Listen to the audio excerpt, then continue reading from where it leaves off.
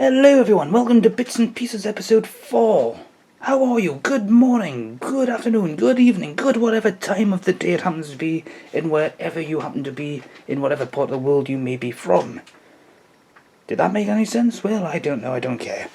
I had to say something as an introduction, didn't I? Didn't I? Maybe I should just do animated intros or something, I don't know.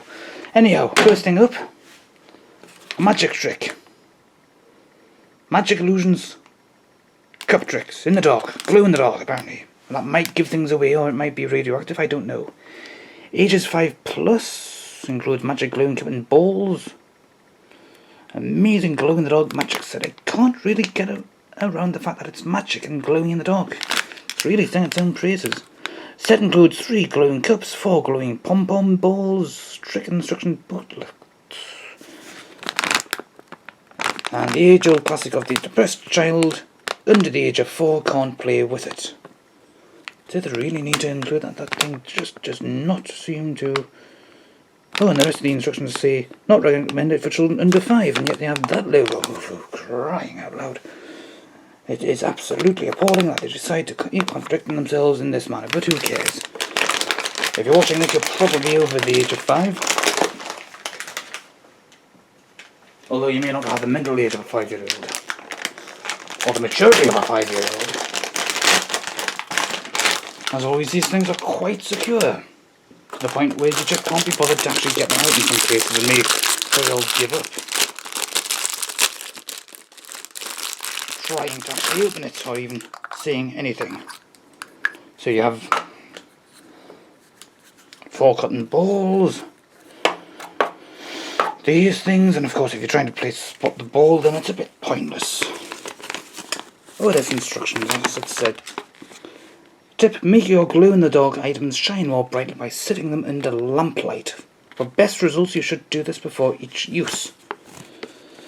Let's see, this trick consists of 3 cups and 4 balls. However, your audience will be only aware of 3 of them.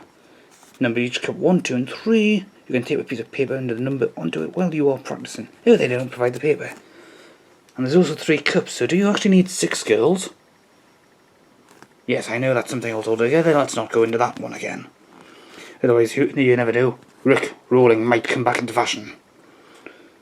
Anyway, so it's a very generic trick, so you just, yeah. Can anybody be bothered with that? Let's watch it disappear. That's good enough for me. Next up. Paint your own mask kit. Supposedly it's an art set, but as soon as I see this, I just see the soulless creature from an episode of Doctor Who. Or possibly, if anybody bothers, the potential for a new Guy Fawkes mask. Absolutely no instructions whatsoever, just some paints and a little brush. No colour black, although I suppose you could easily mix your own black out of that lot and draw a moustache and stuff like that, and hey presto, you've got your own V for Vendetta Guy Fawkes mask. Of course, if you do go around pretending you're Guy Fawkes, you can spend the rest of your short life in the Tower of London being tortured, emasculated, eviscerated, drawn, quartered, and so on. Of course, he got away with it by just jumping when he was going to the hangman's noose, because they were going to hang him first and then do everything else. But there you go. Shall we get it out? Shall we take a look? See what it's like?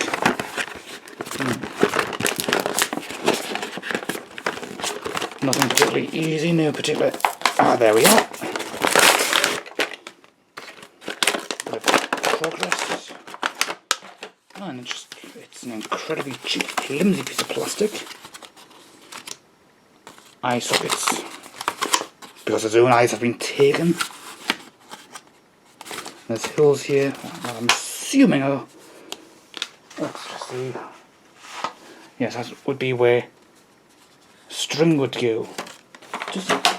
And it does actually provide string as well, a little bit of flexible cord to go around there. But as I try putting it around on my own face, to put it in such a way that it would work on me so that I can still see out of it,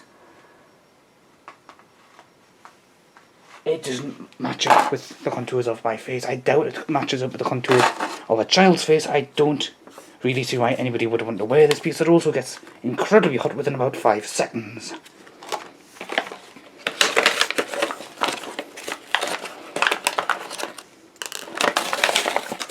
Let's just see what we have here.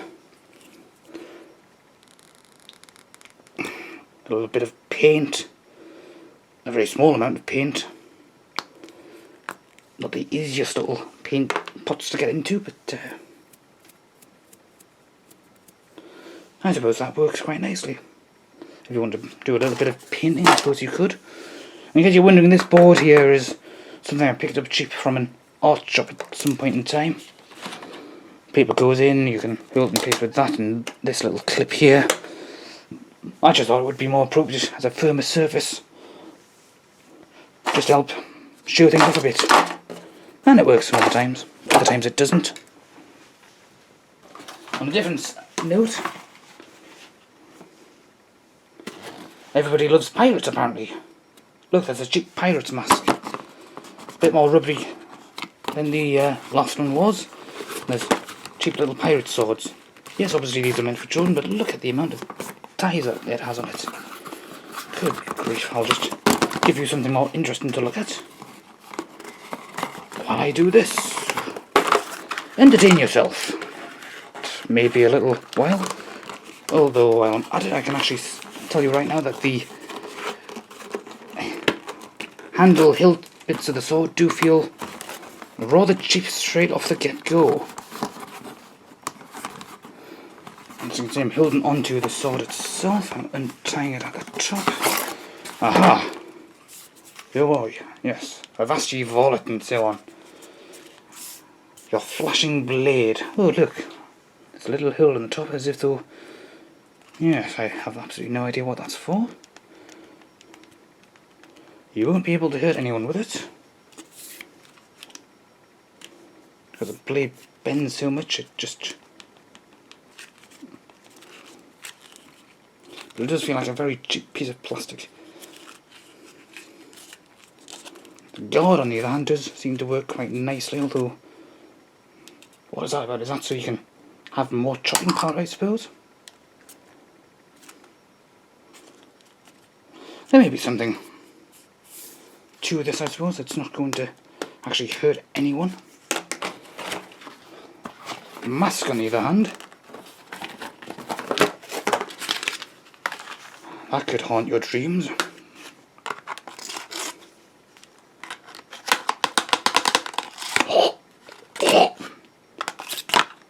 Yes, you would literally have somebody's eye out with the... Well, you couldn't really. It's a much better, stronger quality plastic than the other mask was. It's definitely meant for a child. The string on the back is far too small for an adult, so it's definitely meant for children only, although obviously there's nothing stopping you from replacing that. Nice enough looking piece, actually. It's not going to break easily at any point in time. These, on the other hand, probably will. I'll just put these to one side. Except that didn't want to know. There you are. You can't see them, but tell you what, I'll just put them down like that. That might be a bit better. Not really. Oh well, who cares? It's the internet. It's only going to be around forever. Who cares? Spot the jump cuts. A little bit of technical intermission there. Never mind. Here we are. The last item of today. An engraving foil art. I have actually seen some artists do this sort of stuff before. Not necessarily in silver, so sometimes it's other colours, and I know there was a gold set. And it does look quite nice when you've got a professional artist who has obviously dedicated a lot of time to that style. This thing contains a pre-printed scrapper board, a scrapper pen, a practice card, and what looks like a scalpel. That's literally just a little bit of things that does the actual scraping. I've got no idea how you actually do this, so it would be an education in itself, just opening this thing up. Although it does actually give you step-by-step instructions. Step 1, scrape. Step 2, scrape. Step 3, rub. Or at least that's what I'm assuming, given it doesn't actually state that specifically. It does confirm ages 8 up. And then there's that logo again. Somebody needs to write a letter of complaint to whoever came up with that logo. So let's see what we actually got. The scalpel stayed away. So you've got that little card there, you've got this here, and then this. Here, this is your practice card.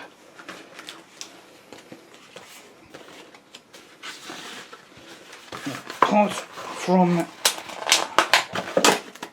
the scalpel,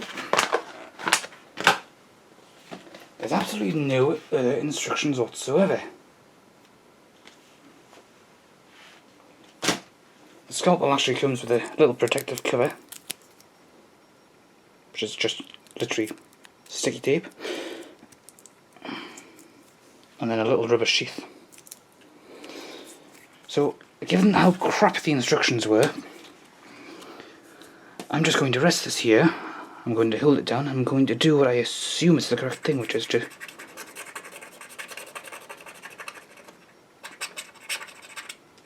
no.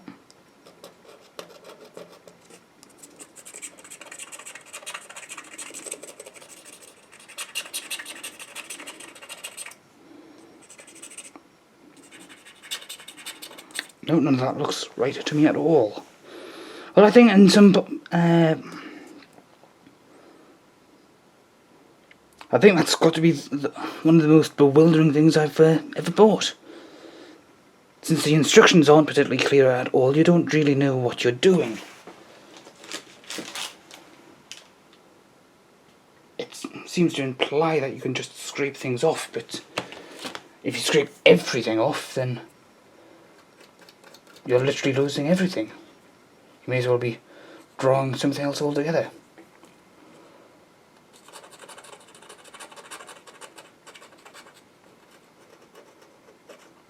Although I suppose if you're really, really careful, you might be able to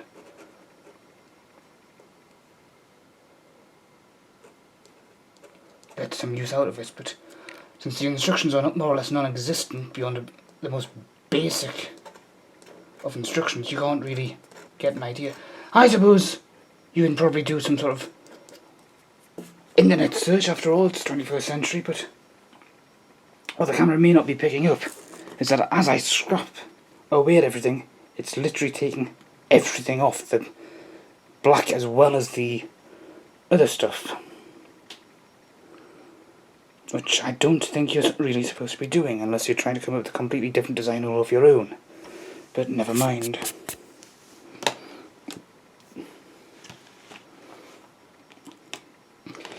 Well, that is disappointing. Although I suppose if I actually bothered to research it, I might be able to salvage that sometimes. That's probably why it's giving you the scrap piece to practice on first, and giving you something more complicated such as the eye and the mane and so on. But that is a bit of a disappointment, to be brutally frank. Well, I suppose I shall call it a day. Of course, there is also that board. Why are you supposed to put this down first? I mean, I don't see why my own existing board would be any worse. That couldn't make any difference. No, if I hit the black, it still goes like that.